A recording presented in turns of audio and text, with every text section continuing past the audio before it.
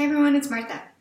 Today I'd like to talk about what you're buying when you buy an estate plan, how best to buy them, and how to pick how you're going to get it done.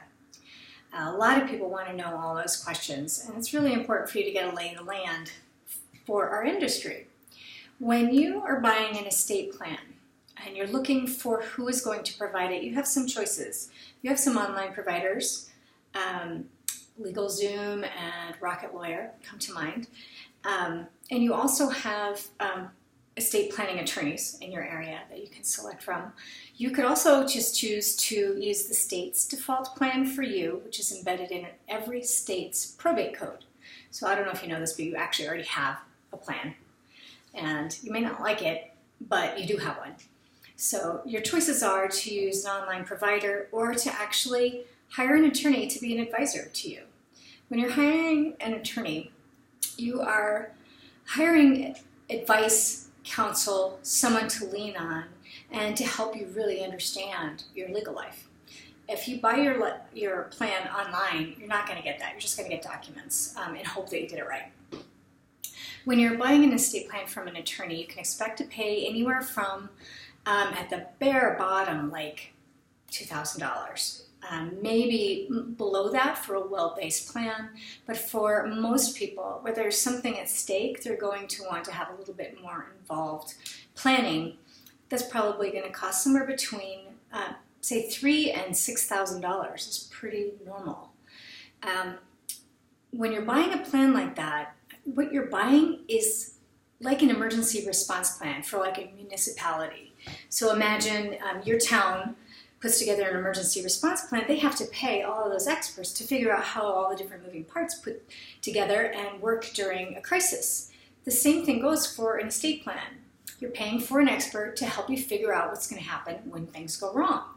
So the plan that you purchase is then later deployed in a crisis. And of course you can expect that when a plan is deployed, other people actually have to jump in and do things and make things happen, and you can expect to pay for crisis management. So that's more like administration, either probate or trust administration. So you'll pay for your planning, then you'll pay to carry that plan out. That's normal. A lot of people think that once they pay for a plan that they're paying for everything. Well, that's not true.